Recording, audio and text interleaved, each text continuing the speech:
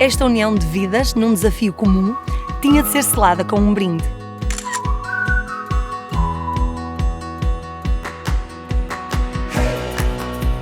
Foi durante uma conversa sobre a importância de estudarem fora das aulas que fui surpreendida por uma aluna. Professora, gostava de praticar mais. A professora é que podia escrever um livro para nós. E o grupo concordou. Sim, faça um livro. Nunca me vou esquecer deste momento. Eu tinha o sonho de escrever um livro, mas esteve adormecido até esse dia. Estes alunos ofereceram-me um peluche. Já perdeu uns brilhantes, mas o brilho desse dia continua cá. Os alunos não imaginam como nos marcam. E quem poderia levar comigo nesta caminhada? A amiga com quem partilho as emoções da vida, a Cristiana. Mergulhámos no desafio com ideias, esforços e muita energia, mas era necessário completar a equipa. Confesso que nunca pensei participar num projeto como este. Por isso, a resposta não foi imediata. Tive dúvidas se conseguia conciliar ser professora e autora ao mesmo tempo. E temi que isso influenciasse a minha forma de estar na sala de aula. Mas a curiosidade e a vontade de participar em algo extraordinário para os alunos levaram a melhor.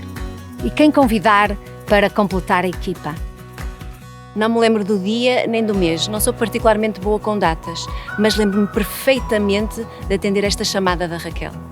No primeiro dia de praxe, uniram os atacadores dos nossos sapatos. Costumamos brincar muito com isso. Parece que aquele nó nos uniu para a vida toda. Há muito tempo que esperava por um desafio como este.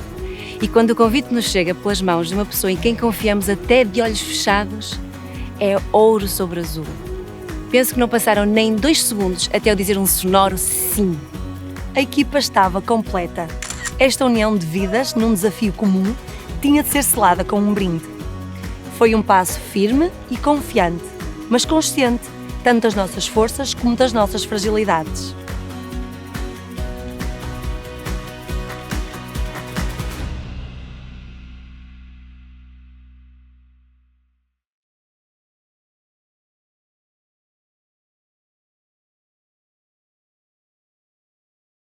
Boa tarde.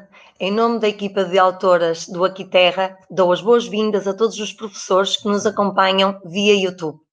Acreditamos que serão muitos os que partilham connosco o desafio de ensinar Geologia a alunos de 12 anos. Por isso, preparamos esta entrevista.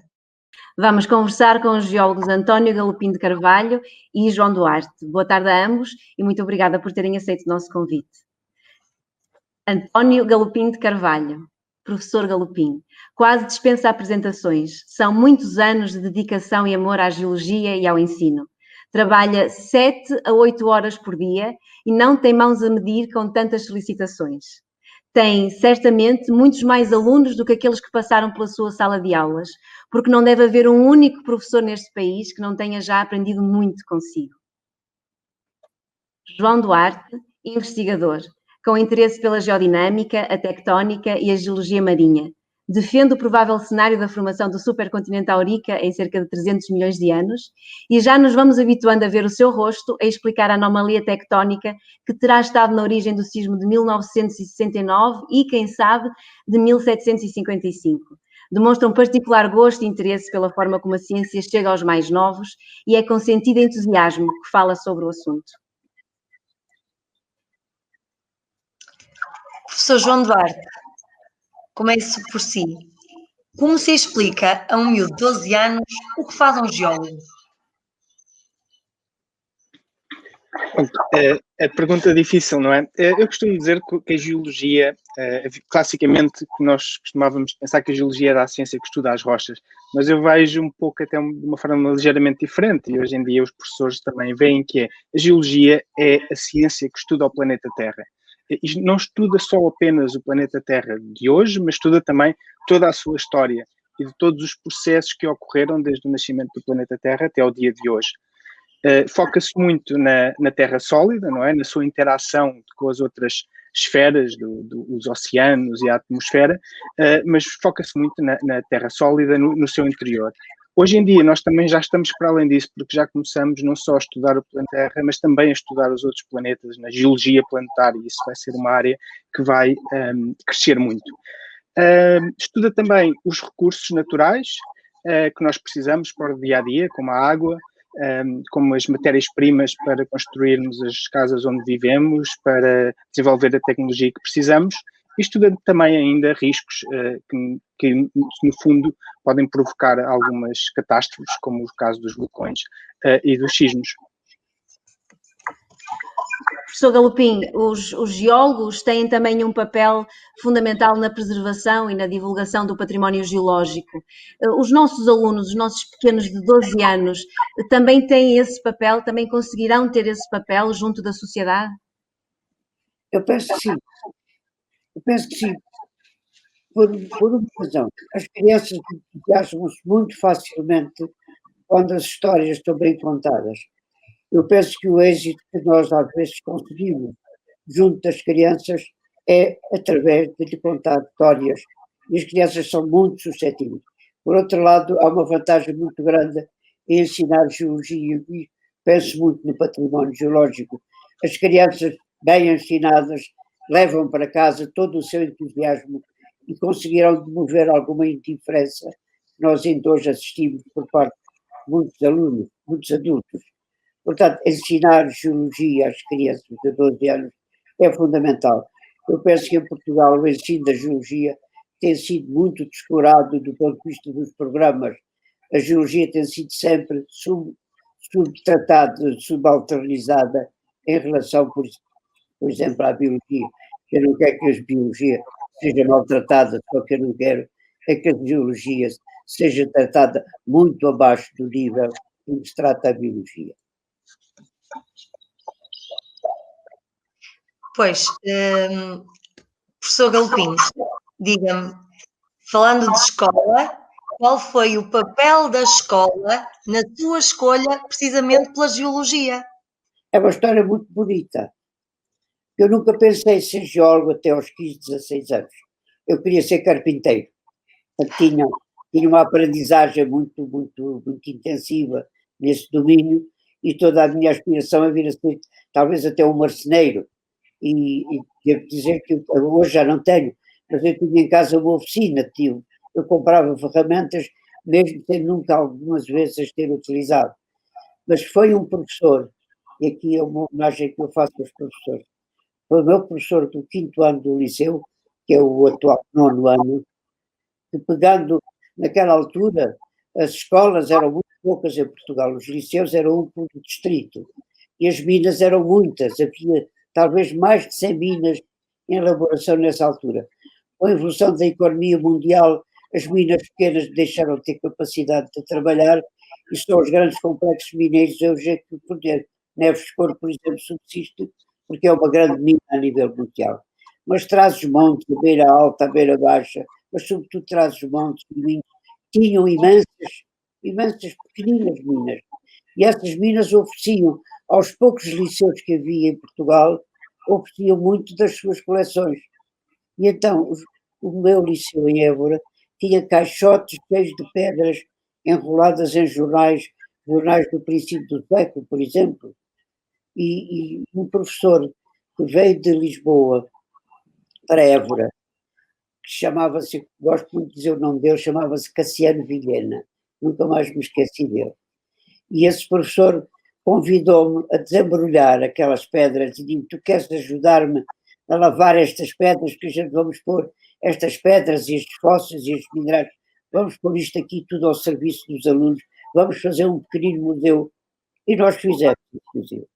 Eu lavei as pedras, eu classificava-as, com a minha letra eu fiz as etiquetas, fiz as caixinhas de cartolinas, tudo isto foi feito com um entusiasmo muito grande e implantou em mim uma semente que nunca mais deixou de florescer. Acontece quando fiz o 7º ano do liceu, o meu pai mandou-me para Biologia, porque Geologia naquela altura ninguém sabia o que era, não tem futuro. Então vais para Biologia, é que tem futuro. Pelo menos podes ser professor de liceu. Eu fui para Biologia. Um adolescente em Lisboa, sem a vigilância dos pais, deslumbrado pela capital, vindo da província, deslumbrei-me, como não gostava de estudar Biologia, chumbei um ano, chumbei outros anos, e ao fim de 2 anos de não ter êxito, eu fiz algumas cadeiras, mas quer dizer, não passava de ano. A tropa chamou-me fiquei desempregado, fiquei vários anos na tropa, porque como não tinha emprego, sabiam bem o salário do oficial miliciano, e quando a tropa me pôs na rua por indecente, já lá estava há muito tempo, cheguei aqui a Lisboa e olhei para dentro de mim e disse: o que é que tu queres fazer da vida? Já estava empregado e digo: vou estudar Geologia. Portanto, eu inscrevi-me no curso de Geologia aos 27 anos, quando normalmente uma criança se inscreve aos 18 anos ou coisa que valha. Portanto, foi a partir dessa idade. Eu acabei a licenciatura em 3 anos e em 1961, como fui muito bom aluno nesses 3 anos, nessa altura não se fazia concurso, convidava-se. Fui convidado a ficar como assistente e saí depois de lá por limite de idade aos 70 anos, em 2001. Portanto, foi todo meu entusiasmo pela geologia nasceu da infância deste professor.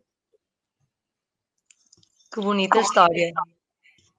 Mesmo bem. Professor João Duarte, consigo, como é que foi? A escola também teve um papel importante nesta escolha? Teve, claro que sim, e eu acho que é o que o professor Galopim estava a dizer, muitas vezes os professores, encontrar um professor no momento certo faz toda a diferença, e para além da escola, e eu também, desde muito cedo, estive envolvido em atividades no campo. Os meus pais levaram-me para os escuteiros quando eu tinha 8 anos, e depois andei em associações de espeleologia, fazia escavações arqueológicas e paleontológicas no verão. E quando decidi que tinha que ir para a universidade e que queria, os meus pais ofereceram-me um curso, não é? Tiveram possibilidade de perguntar-me qual é o curso que gostarias de fazer. Eles deram-me a liberdade para escolher aquilo que eu gostava e eu sabia uma coisa, que eu queria ir para um curso que me permitisse passar muito tempo no campo, muito tempo na rua, olhar para o mundo, não é? Perceber como é que o mundo funciona. Talvez por curiosidade. E foi um pouco isso, foi um pouco por acaso que eu vim parar.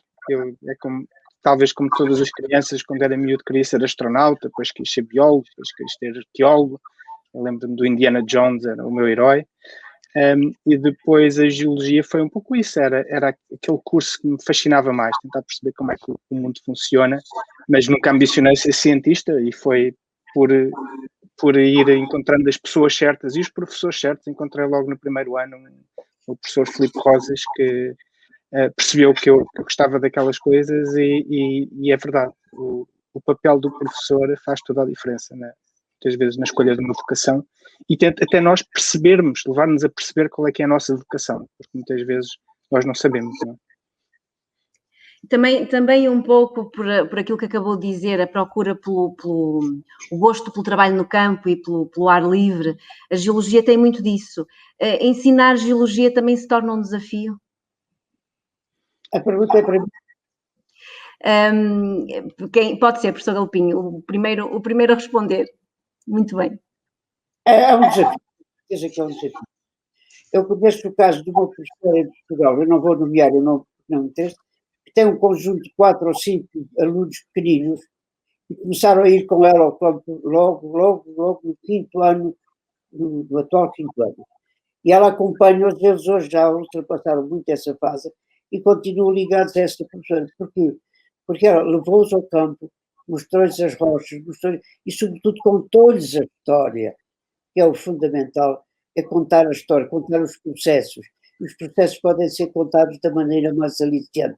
E é aí, no envolvimento que a criança, ou que o adulto, eu tive essa experiência com adultos na universidade, que não vinham nada motivados e que ficam maravilhados quando nós lhes contamos e nos fazemos perceber os processos que estão na base, porque dizer que granito é quartzo, feldspate e mica é uma sensaboria, é pior que falar de selos. E se nós contarmos os processos que estão envolvidos na evolução do planeta até à formação das primeiras rochas, e depois das primeiras magmáticas às primeiras sedimentares, e por em diante até às metamórficas, por exemplo, nós podemos depois usar todos os nomes, todos os palavrões associados ao vocabulário geológico petrográfico, esse vocabulário passa a fazer sentido, porque tem atrás de si porque dizer granito sem mais nada é apenas uma palavra. Portanto, é aqui. Tem a história por trás, não é? Tendo... Nesse capítulo, que todo o ensino deve ser dirigido. Professor João Duarte, os maiores desafios do ensino da geologia, quais são? Eu acho que é um desafio, é exatamente um desafio muitas vezes não ensinar, como o professor Galpim estava a referir, não ensinar como se fosse uma coleção de factos ou uma coleção de nomes. É preciso saber correlacioná-los e relacioná-los, não é? É como o exemplo do que a minha mãe sabe que o granito é composto por quartzo, feldspato e mica, mas se eu lhe mostrar um granito, ela se calhar tem alguma dificuldade, não é? Portanto, nós temos que aprender a observar, aprender a descrever os objetos. Isso mudou bastante. Eu diria que a geologia, estranhamente, é uma ciência muito fácil de ensinar. É muito mais fácil de ensinar do que a matemática ou do que a física, porque é abstrata. Até mesmo do que a biologia, porque hoje em dia baseia-se em processos complexos de química e microscópicos. A geologia, desse ponto de vista, é muito mais óbvia, não é? Porque é só levar as pessoas para o campo e ensiná-las a observar. Isso aconteceu, por exemplo, uma vez fui com uma equipa de televisão filmar numa praia e eu virei-me para a riba e disse, olha, estas rochas têm 300 milhões de anos. Eles ficaram completamente fascinados. O quê? Está-me a dizer que isto está aqui, isto parece areia, isto tem 300 milhões de anos? Tem 300 milhões de anos. E era só preciso alguém dizer-lhes, porque se eles tivessem ido àquela praia, olhado para aquelas rochas, eles não saberiam que rocha era aquela. E o professor, muitas vezes, só levar o aluno pela mão, não é? Dizer-lhe, olha, atenção, isto é uma rocha com milhões de anos. Ou seja, desse ponto de vista, é até bastante fácil. E temos é que usar as ferramentas que temos ao nosso alcance. Professor João Duarte, visto assim, realmente é bastante simples, mas trabalha numa área bastante desafiante. Porquê a tectónica? A tectónica, porquê? Eu acho que nós podemos começar, a ciência constrói-se a ciência não é só uma coleção de factos, não é? A ciência também tem a ver com nós, com esses factos, construirmos um edifício. E no que diz respeito às ciências da Terra, a tectónica de placas é a teoria edificadora, é a teoria que está por trás, é o fundo, o pano de fundo. Eu costumo dizer que a tectónica está para a geologia, um pouco como a teoria da evolução está para a biologia. Nós antes temos a teoria da evolução, sabíamos que havia espécies diferentes, mas não sabíamos como é que elas se relacionavam. A geologia antes da tectónica de placas era um pouco assim, eram várias ciências separadas, a petrologia, a sismologia, a vulcanologia. No fundo, a tectónica permite relacionar todos esses processos. E a teoria em si é bastante simples, ela simplesmente diz que nós vivemos num planeta no qual a sua superfície é constituída por grandes placas tectónicas que se movem umas em relação às outras e que é na fronteira dessas placas que ocorrem a maior parte dos processos geológicos, como a formação de montanhas, a formação de depósitos minerais, os sismos, os vulcões. E isso faz do planeta, no fundo, do nosso planeta, do planeta Terra, um planeta completamente diferente de todos os outros. É um planeta em que a sua superfície está em constante movimento, está sempre a ser reciclada. E isso faz com que haja energia disponível à superfície, com que hajam processos complexos à sua superfície, que, em última análise, faz com que nós estejamos aqui hoje, não é? A vida existe porque nós vivemos num planeta dinâmico e a tectónica de placas é, no fundo, a compreensão dessa dinâmica. A tectónica vai jogar aqui com alguns dos grandes dilemas dos professores, creio eu, que é a questão das escalas. Como é que se trabalha dentro de uma sala de aula a escala temporal, a escala espacial, a questão das temperaturas e das pressões que não são replicáveis no nosso contexto da sala. Nós podemos transformar a tectónica numa coisa simples para quem tem só 12 anos? Sim, exatamente. Eu acho que aí era o que o professor estava exatamente a referir, que é, nós temos que apontar para a compreensão dos processos. Porque há processos que são independentes da escala. Acontecem a todas as escalas. E se nós tentarmos pedir a um aluno, visualize o que é o manto da Terra, eles não conseguem visualizar, não é? Visualize o que é uma placa. O que é que nós temos que fazer? Temos que trabalhar com analogias, com experiências. Nós muitas vezes, quando dizemos que tectónica de placas é uma coisa simples, é um processo físico, não é? As teorias unificadoras têm essa capacidade de ser simples, de ser uma síntese. E podemos, por exemplo, utilizar o exemplo que temos um certo contentor ou uma caixa com um material qualquer que é aquecida. Nós aquecemos esse material. O que é que acontece? O material quente vai começar a ascender para a superfície e o material que está à superfície arrefece, fica mais denso e vai começar a afundar. E, no fundo, isso gera as tais correntes de convecção. Hoje em dia discute-se muito qual a origem das correntes de convecção, mas, no fundo, a tectónica de placas resulta apenas de uma coisa muito simples. É do nosso planeta estar quente por dentro. E por estar quente, isso cria uma variação na temperatura, um gradiente, que faz com que os materiais se movam nestas correntes. O tal material quente que ascende e o material frio que descende. A tectónica de placas é a expressão superficial, não é? Um pouco como a espuma da Terra, a espuma que está à sua superfície, que é arrastada ao longo destas correntes e que muitas vezes afunda e esse afundamento das placas também gera outras correntes. E isso gera estes choques à superfície que criam as montanhas por sua vez vão fazer com que a água da chuva precipite, a água da chuva vai criar erosão, a água é importantíssima para a vida, portanto no fundo começarmos dos processos muito simples que conseguimos explicar com experiências e depois projetá-los para as grandes escalas de tempo e para as grandes escalas de espaço. Se os alunos perceberem o processo, depois é mais fácil compreenderem estas escalas que são muito difíceis de visualizar de uma forma imediata. Sim. Professor Galopim, outra escala que é difícil, para além da questão do espaço e da temperatura, é a questão temporal. Uma criança de 12 anos só viveu 12 anos. Como é que se trabalham milhões de anos com um pequenino que ainda só tem 12 anos de vida?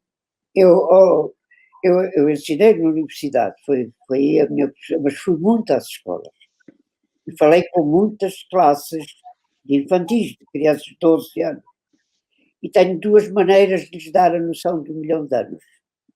Uma delas é pô-los a contar, a bater com a mão no tampo da mesa uma batidela por segundo. E bates 1, 2, 3, 4. Quanto tempo vais demorar até contar 1 milhão de batidelas? Sem dormir, sem comer, sem brincar, sem fazer mais nada do que seja bater. Hoje eu digo que são 11 dias sempre a bater. Isto já dá uma noção. Mas aquela que eu penso que dá maior noção do tamanho do milhão, para falar do 1 milhão de anos, é perguntar quantos bagos de arroz, ou não, 1 milhão de bagos de arroz, o que é que nós fazemos com 1 milhão de bagos de arroz? Onde é que está 1 milhão de bagos de arroz? Estão em 16 sacos de quilo. Portanto, se for ao supermercado e trazes um saco, 2, 3, 16 sacos de arroz, pesa 1 quilo cada um, chegares a casa com 16 sacos e mais uns pozinhos, tens aí 1 milhão de grãos. Se conseguires contar 1 milhão, 1 grão por milho por segundo, estás 15, 12 dias a contar bagos de arroz. Mas esta noção do milhão é muito fácil. Outra um pouco mais difícil, dizer quantos milímetros está num quilómetro. Tens 1 quilómetro de estrada, 1 quilómetro de caminho de casa até à escola, quantos milímetros está aí? Então, isto aí está 1 milhão de milímetros. Mas esta do bago de arroz é talvez a mais curiosa, aquela que eu noto que tem mais êxito e que entusiasma. É muito visual. Sim. É uma maravilha a ensinar a criança. Muito obrigada. Professor Galopim, é conhecido o seu gosto por contar histórias. Como? É conhecido o seu gosto por contar histórias. Sim. Sabemos que tem um talento natural para as contar. Que história da geologia ainda está por contar aos nossos alunos? Olha, eu pegava naquilo que o João Moedas disse há bocadinho. É contar os processos. É contar os processos. Desde o começo, até nós podemos ir ao começo do planeta, do sistema solar, daquela estrela que rebenta, que é uma supernova, que depois tem aquelas partículas todas, aquela nuvem de hidrogênio e de partículas, depois vão se aglomerar num globo, depois esse globo dá o Sol, etc. Tudo isso, as crianças ficam ávidas, ficam com os olhinhos abertos a ouvir a história. Portanto, a maneira de ensinar geologia é contar histórias. E eu gosto de contar histórias, não só de geologia, mas de outras também. O professor tem contado muitas histórias online, tem estado muito ativo nas redes sociais, principalmente no Facebook, e em poucos minutos um post seu consegue centenas de reações. Como é que é isto de ser seguido por mais de 19 mil pessoas? Olha, eu escrevi, deve ter visto, não sei se viu, um post meu de há dias chamado Uma Reflexão acerca do afeto. Eu penso que a simplicidade e o afeto demovem todas as fronteiras. Eu consigo transmitir afeto mesmo por escrito. Eu sinto que as pessoas. Eu tenho aquelas centenas de comentários que vêm a seguir a um post meu e vejo pela emotividade, pelas palavras que são ditas nesses comentários, desde que se estabeleceu uma relação muito forte de afetividade entre mim e quem me lê. Isto tanto por via da escrita, como no interior da sala de aula, como mesmo no meu relacionamento com toda a sociedade. Eu convivi com todos os presidentes da República, porque tive que falar com eles, ou com ministros, durante os 40 anos, durante os 20 anos em que presidia a história da direção do Museu de História Natural, eu tive que conviver com a administração pública, com a administração local, com os presidentes. Portanto, o meu relacionamento com toda essa gente, desde os presidentes aos mais humildes dos cidadãos, como eu dizia, desde os generais e almirantes aos soldados e marinheiros, desde os ministros aos porteiros dos ministérios, o meu relacionamento foi um relacionamento de afetividade e de simplicidade e de humildade. Isto é eu gostava de deixar uma menção aos professores, que é o seguinte: usem do afeto com as vossas crianças.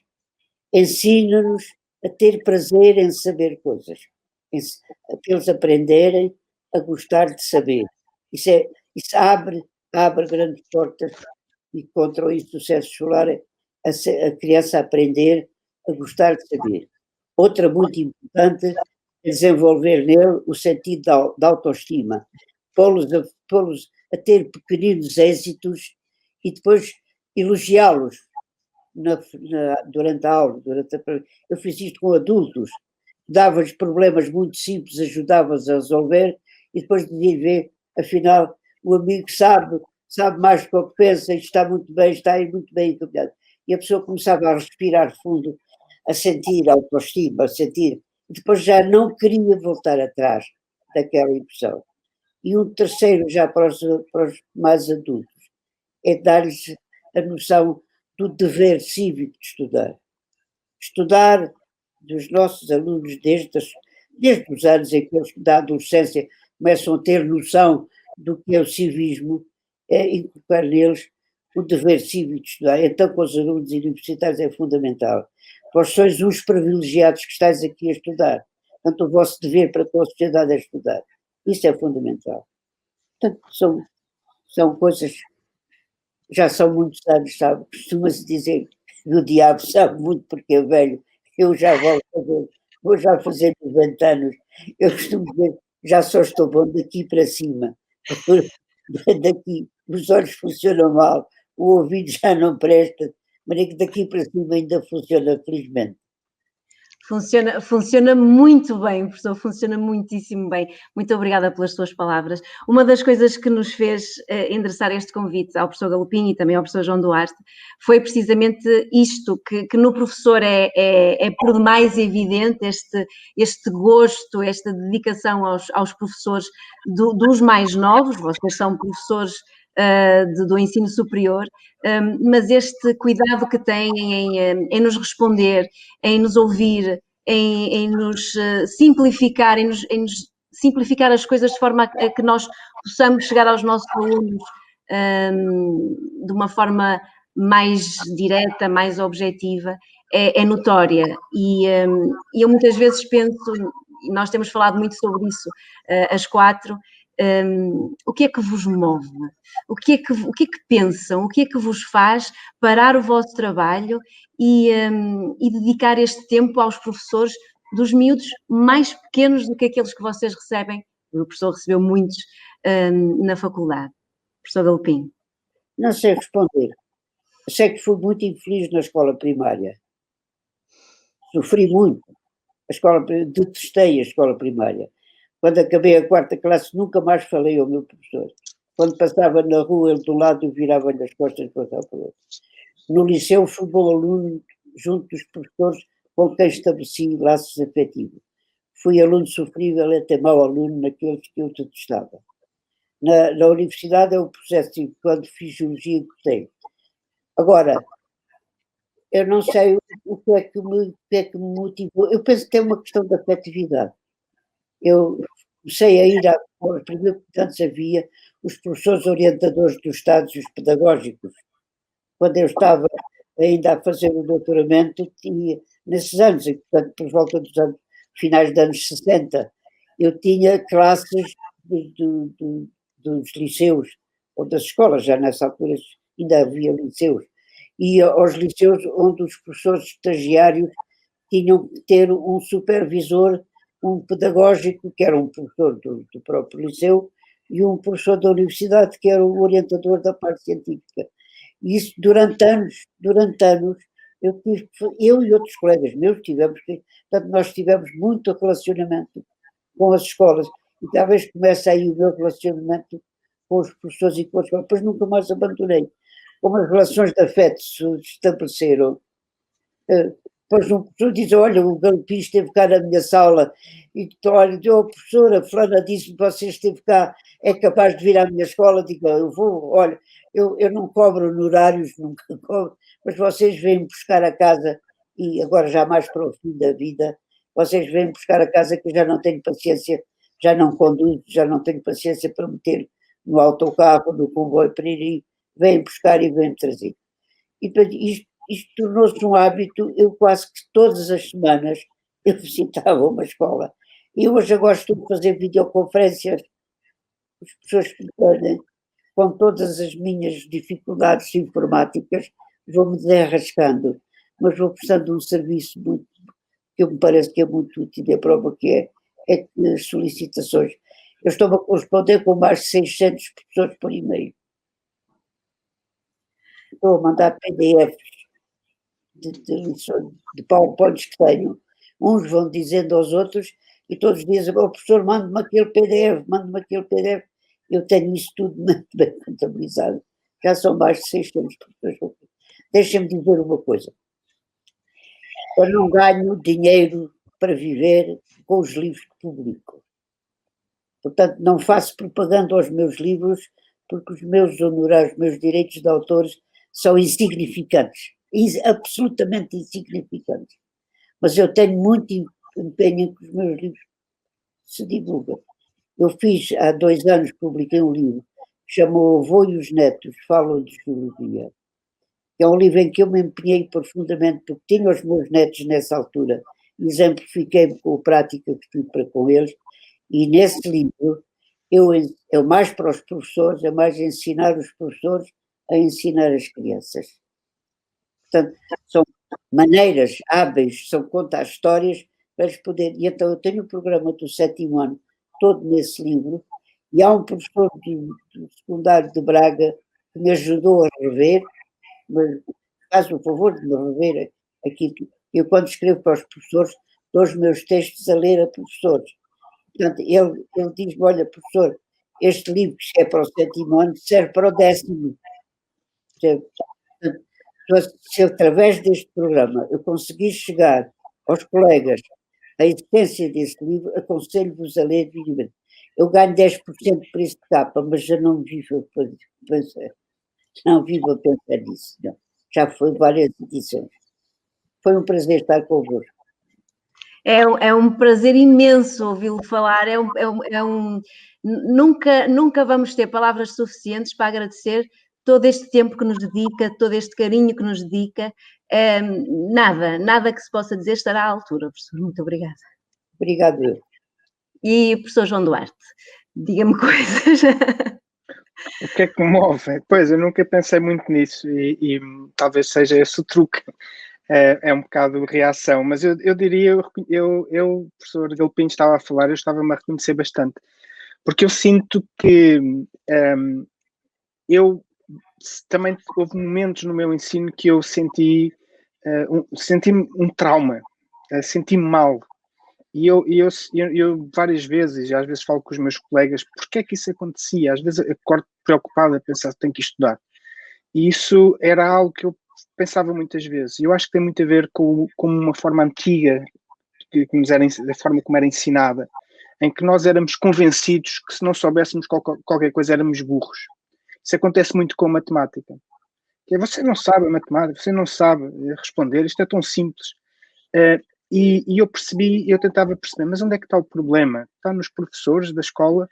Não, eu percebi que muitas vezes estava até nas universidades.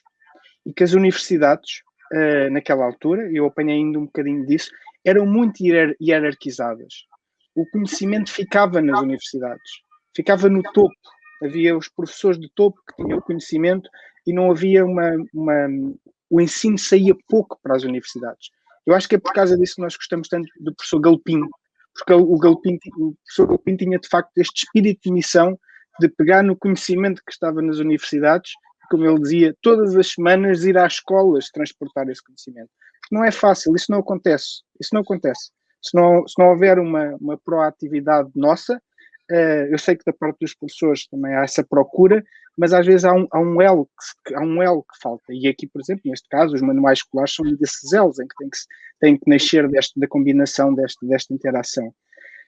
Isto era uma nota mais, talvez um bocadinho negativa, mas depois há a parte positiva, que é, eu acho que nós temos que ter consciência. O meu pai ensinou-me isto quando eu era muito pequeno, que é, só há uma maneira de mudar o mundo, que é através da educação. Normalmente a nossa geração está perdida. Nós fazemos coisas boas e fazemos coisas más. E a única maneira de nós melhorarmos a nós próprios é muito difícil, e melhorar os adultos é muito difícil. Nós temos que melhorar a próxima geração. E é apostando nessa próxima geração que o mundo vai melhorar. Eu percebi isto muito cedo e talvez porque contava nos escoteiros, este espírito de missão, não é? De ajudarmos uns aos outros, ajudar os miúdos, criar-lhes autoestima, perceber que eles eram capazes e que eles têm o mundo nas mãos deles e que o podem mudar.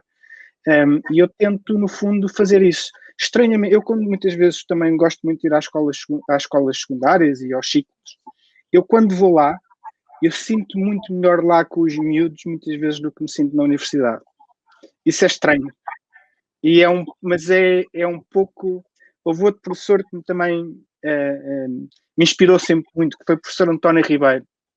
E o professor António Ribeiro, o que eu vejo no professor António Ribeiro, e vejo no professor Galpim também, é que eles continuam a ser crianças. Nunca perderam o seu lado de criança, o seu fascínio. E por isso é que se sentem bem com as outras crianças. Porque é nessa interação que de facto as coisas nascem, não é? Nós a determinada altura, os adultos tornam-se demasiado conformados, não é? E é com as crianças que nós também aprendemos um bocadinho.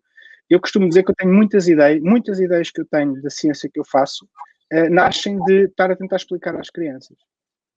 E as crianças fez perguntas certas porque ainda não têm nenhum filtro.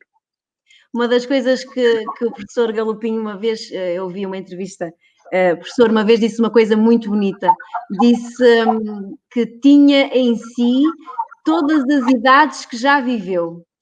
E eu acho que às vezes nós perdemos, não é? Nós vamos perdendo algumas das idades pelas quais passamos, não é? Eu não gostava de ter espelhos cá em casa, porque de manhã, quando passo pela casa de banho, vejo o espelho e não me reconheço, porque no fundo, eu olhando para dentro de mim, não tenho idade. É o que dizia, eu tenho a mesma idade da criança que fui, do adolescente, do adulto ativo, a mesma energia. Eu quando falo estou cheio de energia, porque estou sentado, se me virem andar, eu já não tenho essa energia. E a expressão que tenho no rosto não é aquela que eu vejo quando olho para mim, para dentro de mim. Agora, o que eu ganhei foi ponderação, benevolência, paciência, tolerância. Isso ganhei muito. Eu uso muito isso com os meus filhos, mesmo os meus filhos são os jovens de 50 anos, eles sentem que ainda há da parte de mim algo que eles ainda precisam de adquirir, que é essa tolerância, essa ponderação, porque nós aprendemos todos os dias. E o êxito, para mim, é não ter deitado fora essas ideias. Eu não deitei fora a criança que fui, como disse o João Eduardo, não deitei fora o adolescente que fui, só que o corpo não responde, mas as nossas próprias hormonas fundamentais até da sexualidade estão no cérebro, não estão em mais parte nenhuma. Portanto, eu sou aquilo que fui. O corpo não responde. Mas, como eu dizer, quando estou sentado frente ao monitor, eu não tenho idade, não tenho problemas, não tenho coronárias entupidas, não tenho diabetes, não tenho nada disso, não tenho audição, não tenho diplopia, etc. Portanto, sou um homem feliz. Que bom. Gosto extraordinariamente de estar em contato convosco. Tenho um prazer imenso. Nós é que somos gratos. Obrigada. Olha, já agora pergunto-lhe também se acha que a sala de aula é demasiado pequena para ensinar a geologia. O vosso trabalho, de facto, passa para fora da sala de aula. O que é que acha? É pequena para ensinar a geologia? De facto é pequena. Simplesmente nós vivemos num país que não tem capacidade das escolas terem disponibilidade para que os professores saiam com os seus alunos. Eu penso que os projetos são todos mal feitos. Devia haver mais tempo e capacidade para as pessoas poderem sair. Eu defendo a regionalização do ensino da geologia. O ensino da geologia em Portugal devia ter uma parte comum universal para todo o país e ter uma parte regionalizada.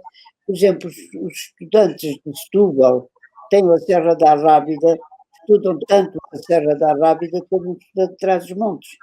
E o estudante da Madeira estuda tanto de geologia como estuda do próprio vulcanismo passado que teve na sua ilha. Quem diz a Madeira, diz os Açores. Os estudantes de Sintra não estudam a Serra de Sintra. Os alentejanos não estudam a faixa piritosa, os algarvios não percebem a geologia do Algarve. Portanto, o país ensina a todos a mesma coisa. É fundamental que todos aprendam algo de básico, que é a parte de geologia geral, mas a complementarização do ensino devia ser regionalizada. E é muito fácil, porque Portugal está muito diversificado em termos de geodiversidade. Portanto, o Minho pode ter incidência sobre determinados aspectos. Quem diz o Minho diz Trás-os-Montes, quem diz a Beira diz o Alentejo ou o Algarve. Mas a sala de aula é pequena para ensinar geologia. Agora, devia haver capacidade para que os alunos pudessem sair com os seus professores. E mais, o ensino da geologia nas nossas escolas devia ser ministrado por licenciados em geologia. Quando os professores de biologia se me queixam, dizer ao professor, estou obrigado aqui a dar o programa do 10º ou 11º ano, eu não estudei nada, não tive formação académica, tenho que estar a estudar com colegas ou a estudar por conta disso. Já que os professores de biologia geralmente são biólogos. Outra, deixa-me ter a colher na biologia. A biologia do ensino secundário devia ser naturalista, fundamentalmente naturalista. Deixo a fermentação, deixo a célula, os cloroplastos, toda aquela complexidade que a biologia tem, deixem isso para a universidade, que é preciso formar cidadãos, porque nem todos os alunos do nosso ensino básico e secundário vão ser licenciados, ou vão ser geólogos, vão ser muitas coisas, mas se eles não ficam com uma preparação básica, a verdade é que não ficam. É preciso um esforço da nossa parte grande sempre para tentar puxar o mundo exterior para dentro da sala e para contextualizar tudo aquilo que eles vão aprendendo. Com É certeza, verdade. com certeza, com certeza. Professor João Duarte, quanto a si, o que acha? Como podemos tornar a sala de aula mais aberta para aprender a geologia? Essa talvez a mais óbvia, a forma mais óbvia é de facto tentar tirar os alunos da sala de aula, não é? Mas isso é válido, e eu tive sempre professores que faziam isso comigo, diziam, até na escola, diziam, vamos dar aula lá fora, vamos dar aula na rua, e era muito a olhar para o mundo que estava à nossa volta.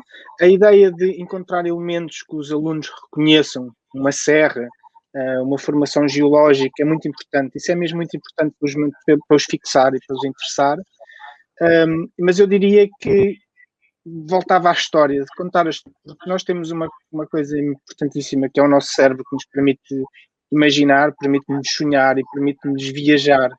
E eu acho que é muito importante que os professores tentem incutir, eu sei que não é fácil, nem sempre funciona, mas tentem incutir nos seus alunos essa curiosidade e tentar dar-lhes as ferramentas de uma forma que eles consigam aplicar na sua imaginação e consigam sonhar, porque isso também nos tira, não é, da prisão que é estar fechado dentro de uma sala ou sentado numa cadeira.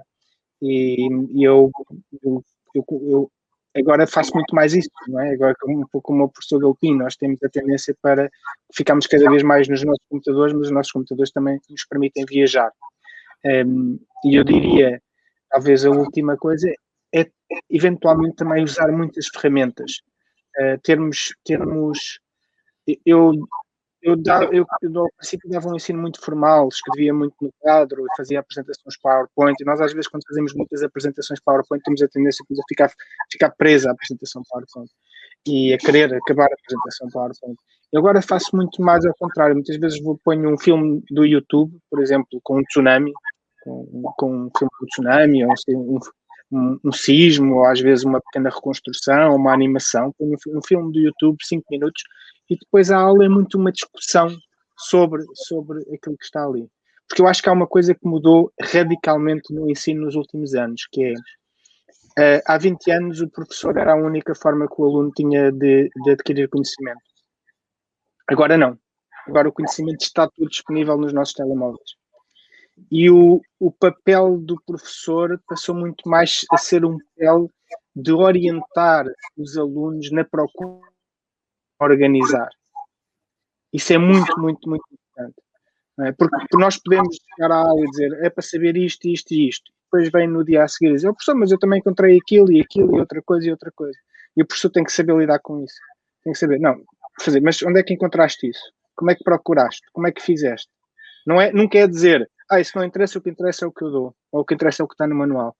Sendo verdade, é muito, muito importante que nós nos tornemos mais um orientador, não é? O professor é sempre respeitável, eu respeito completamente o papel do professor mais clássico, mas temos que também saber ser um bocadinho, perceber que as coisas mudaram um bocadinho, e que hoje em dia muitas vezes o problema das crianças é o excesso de informação. É aquilo que o professor Galpim estava a dizer. Nós não temos noção da complexidade, do volume, porque a ciência está sempre a crescer, estamos sempre a saber mais coisas, queremos pô-las todas nos currículos e muitas vezes não temos a consciência da quantidade brutal de informação que temos, para além de toda a informação que hoje em dia as crianças têm nas suas vidas. E a informação é rápida, é rapidíssima.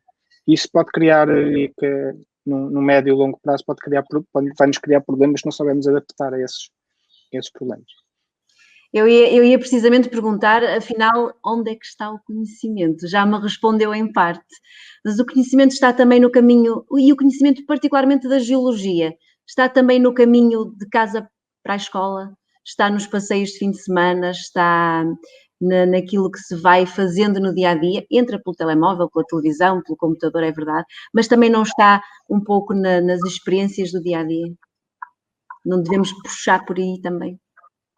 Eu diria que que sim, e que felizmente nós vivemos cada vez mais, nós vemos isso muito nas sociedades mais desenvolvidas, em que o papel da cidadania é muito, muito importante.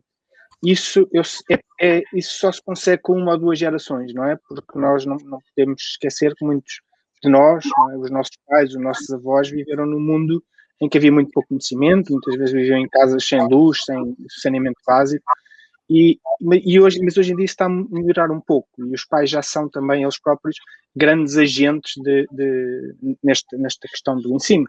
E, portanto, tem que haver, obviamente, esse acompanhamento, e os professores terem curiosidade acerca disso também, perceber o que é que os alunos gostam, além da escola. O que é que os alunos, que músicas é que gostam, se gostam, que desportos é que fazem.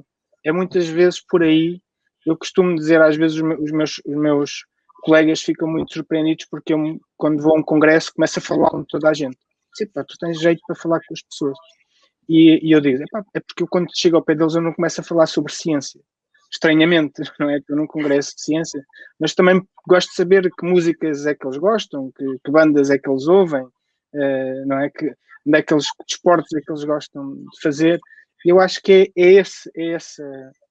é o que conseguir cativar as crianças e ter esse carinho, como o professor Galpim referia, que nos liga, porque nós não conseguimos ensinar quem não quer aprender. Portanto, isso é muito importante.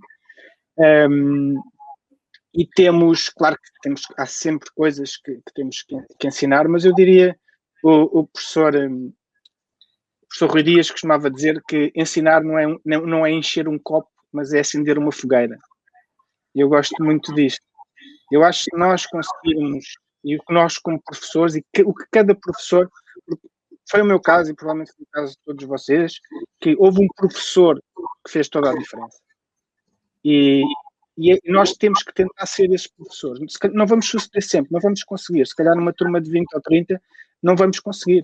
Mas se conseguirmos um, há de haver outro professor que vai conseguir outro, e há de haver outro professor que vai conseguir outro. É isso. Temos de tentar ser aquele professor que acendeu a fogueira de um aluno. Se conseguirmos isso, já tivemos sucesso.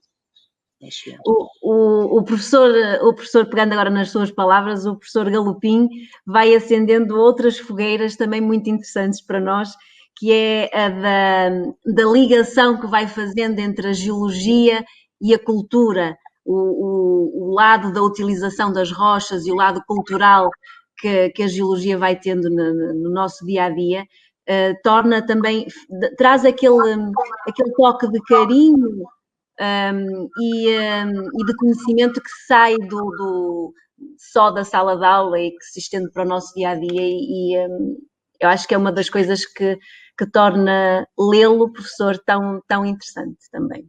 Tem duas vantagens muito grandes. Primeiro, dá a quem aprende uma visão mais ampla, mais eclética daquilo que está a aprender. E isso motiva-o mais, isso entusiasma-o a saber, e até ajuda-o a memorizar, porque relaciona, às vezes, a aridez que possa ter um determinado conceito com aspectos muito interessantes da cultura geral, da cultura popular, da arte, da pintura, de tudo aquilo que possa vir a fora.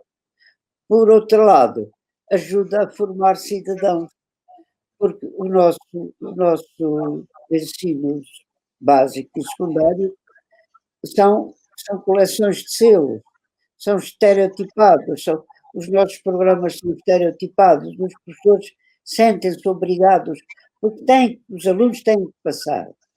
Os alunos têm que passar, as estatísticas assim o impõem. E o professor segue o programa já está feito dessa maneira de fazer com que as estatísticas sejam vitoriosas. O professor quase que só se limita a mestrar os meninos a responder certo nos exames. E, portanto, nada disto está envolvido numa vivência cultural que é aquela que torna cidadão.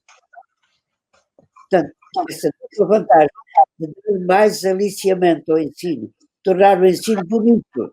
Eu sinto que é verdade, porque as pessoas que se correspondem comigo através, eu estou diariamente no Facebook e estou diariamente em contato com as mensagens, os comentários que me fazem. Eu todos os dias aprendo no Facebook. Todos os dias aprendo com os comentários que me são ditos. E eu percebo que esse envolvimento da cultura, e eu sou uma pessoa com preocupações culturais, eu tanto gosto de ler pintura como escultura, como de ler arqueologia, Só que o tempo não dá para tudo. Eu costumo dizer que sou aquele generalista que não sabe nada acerca de tudo. Não sou o especialista que sabe tudo acerca de nada, que é para fazer os dois opostos.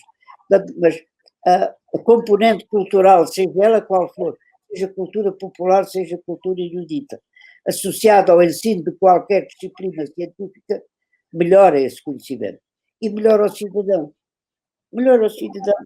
Eu aprendi mais de humanismo, eu aprendi mais geologia com o professor Orlando Ribeiro. Vocês conhecem? O professor Orlando Ribeiro é um grande professor de geografia. É o pai do professor António Ribeiro. Era humanista. Ele foi meu orientador de tese de geologia. Mas ele ensinou-me do ponto de vista da cultura geológica. Enquanto que o meu professor, um craque, um monolito, que era o professor Carlos Teixeira, que sabia as pedras todas que estavam em todas as terras deste país, ele começava os exames a fazer a pergunta: olha lá, tu és de onde? Eu sou de Montemor. Até lá atrás da igreja, que rocha é que lá está? Até não está, olha, vai lá ver que é isto.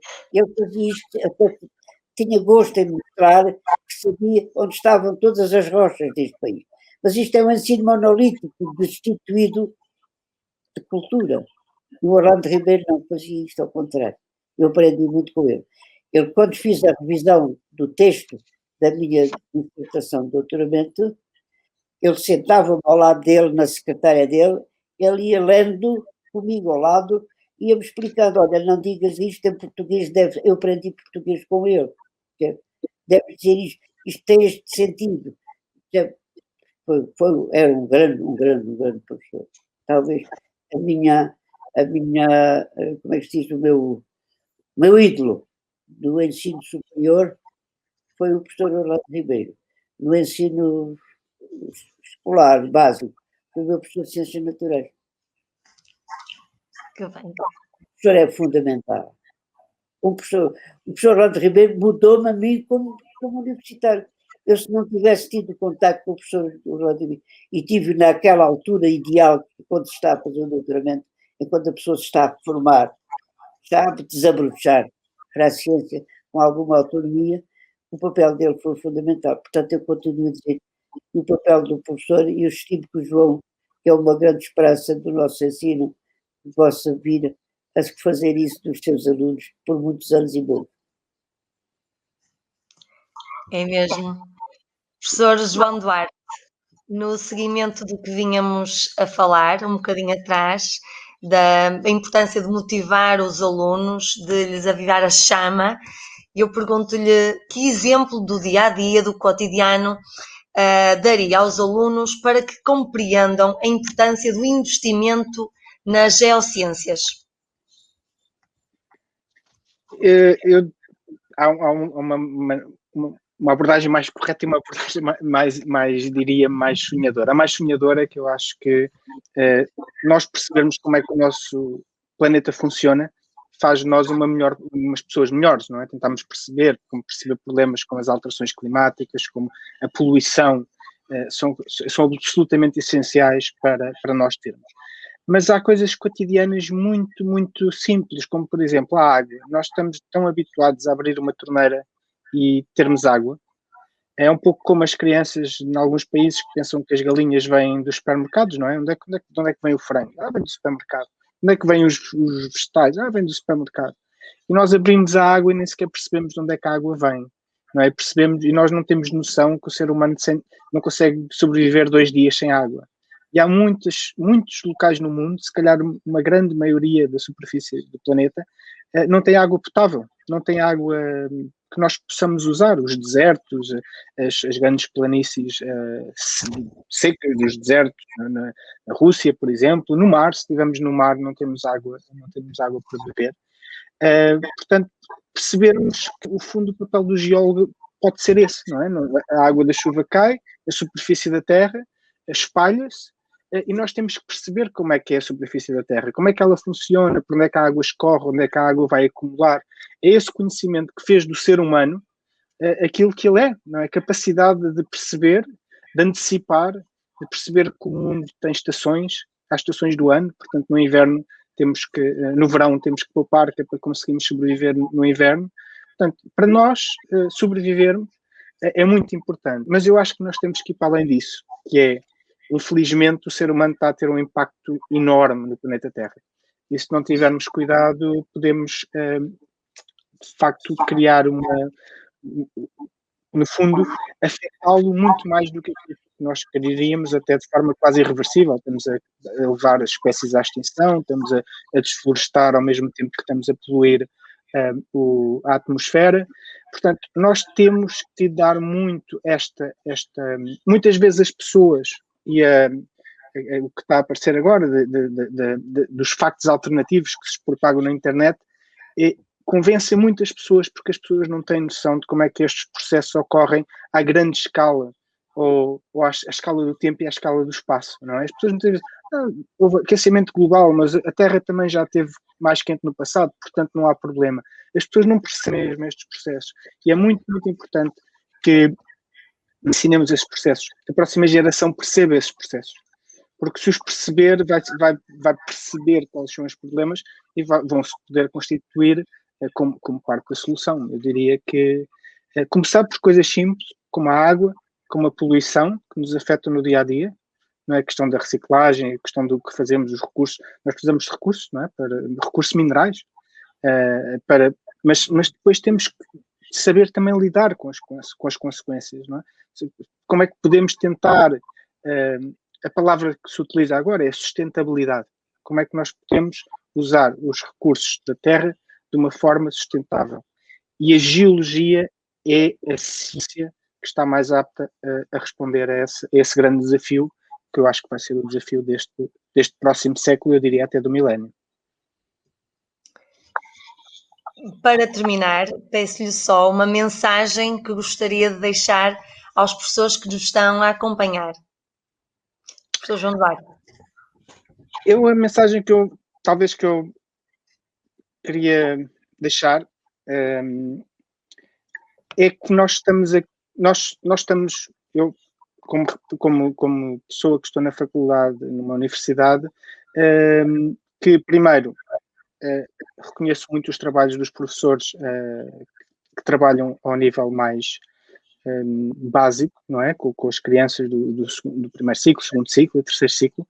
Acho que esse trabalho até é o mais importante de todos, e a mensagem que eu lhes queria deixar é que eles podem contar connosco, que estamos muitas vezes em contacto com aquilo que é, quem diga, a ciência de ponta, não é? A investigação, porque eu acho que é muito importante que essas descobertas, essa investigação chegue às crianças, porque isso faz com que elas tenham, de facto, o fascínio.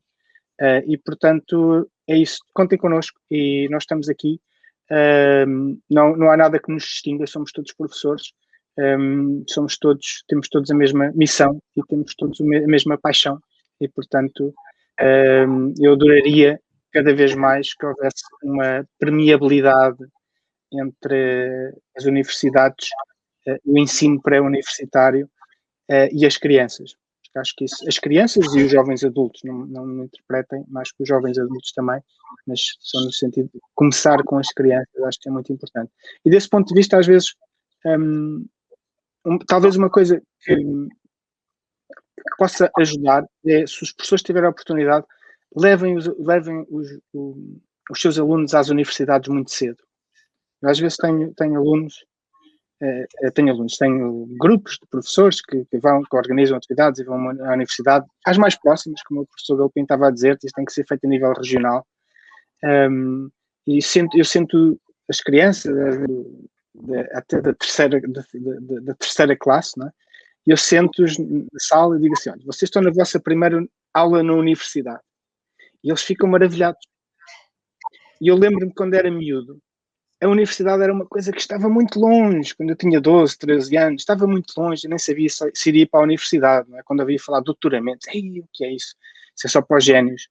E eu acho que faz muita diferença os miúdos, quando têm 7, 8 anos, andarem na universidade e perceberem que a universidade é uma escola, como outra qualquer. Muito obrigada. Professor Galopim, há pouco já nos deixou uma mensagem muito bonita, mas gostaria de acrescentar algo mais para os professores que nos veem? Queria num outro domínio, Então, queria que os professores diligenciassem em conjunto tentar demover as entidades que fazem os programas, tentassem modificar não só a componente, a importância da componente geológica no ensino, mas também e sobretudo tentar modificar o paradigma dos programas, que eu penso que deixam muito a desejar. Eu não sei porque não conheço, mas penso que é uma máquina submersa no Ministério que faz essas coisas. Os ministros entram, passam, vão-se embora, são substituídos, caem os governos, mudam os governos, os secretários de Estado passam, são cilindrados por essa máquina continua sempre a ser a mesma, continuam a ser os mesmos manuais de ensino, os manuais de ensino são feitos por professores que não têm supervisão para garantir a sua autenticidade científica. Portanto, eu penso que os professores não só, penso que o sindicato, para além, mas bem, de pugnar pelos direitos laborais dos professores, sim, os professores ganham muito mal, os professores, eu já escrevi, isso é público, para mim é tão importante um professor do básico como um professor da universidade. São professores, todos são professores. Eu não trato os professores por senhor doutor, como tantos nós fazíamos. Para mim, o professor primário é o professor universitário. Eu tenho pena porque na América eu sou o Galupim, o outro é Maria João, o outro é o João, mas cá é o senhor professor, é o senhor engenheiro. Eu uma vez saí do Jeep em Ponte Porto, numa tarde de verão, um pastor que estava diz-me assim: "Ó senhor engenheiro, sai do Jeep, põe um chapéu na cabeça com um sol destes", e diz: "Homem, não me trate por engenheiro que eu não sou engenheiro.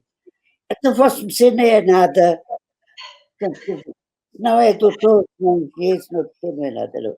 Eu aqui na minha rua sou o senhor Carvalho, ou o senhor, mas Carvalho, aqui sou Carvalho, Galupim é lá para a universidade, mas aqui por acaso, se me perguntou o nome, eu digo Carvalho, sou o senhor Carvalho.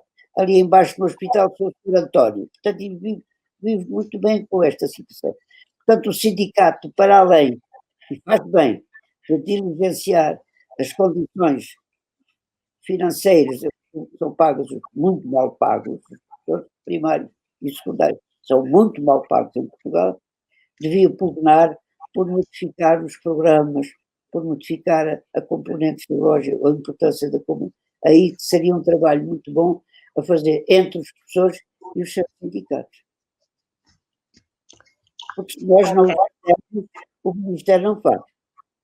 Se nós não mudarmos a importância da tecnologia no ensino básico e secundário, o Ministério não faz. Os ministros são ignorantes da geografia. Os nossos presidentes da República são todos ignorantíssimos. Eu convivi, o doutor Mário Soares era uma nódoa, não sabia uma palavra de geologia. O doutor Sampaio também é a mesma coisa. O Cavaco penso que nem sequer sabe dizer a palavra geologia. Mas isso é a iliteracia geológica em Portugal é uma realidade. Isso decorre da insuficiência da disciplina de geologia na nossa escola. Sim? Esperamos que seja um contributo que estamos a dar para chegar a mais pessoas. E como estamos a chegar ao fim, dirijo-me aos professores que nos acompanharam. O nosso obrigada. Fazemos votos de que o projeto Aqui Terra seja um bom aliado neste desafio de aprender e ensinar geologia aos 12 anos, que consigamos despertar a fogueira de que falávamos há bocadinho e que cada aluno se sinta motivado. Resta-nos agradecer o privilégio de ter estado à conversa com os dois. Foi muito bom. Professor Galupim, espero que goste do nosso projeto quando lhe chegar às mãos. Tivemos esse cuidado de tentar sempre ter as universidades e esse conhecimento que está mais atual presente e ao mesmo tempo pôr aquela pitadinha de amor e carinho pela geologia e pelo ensino também. Espero que goste e espero que gostem todos também. Muito obrigada mais uma vez e obrigada principalmente por nos terem permitido dar rosto à ciência que se vai fazendo em Portugal. Bem-ajam. Muito obrigado. Obrigada.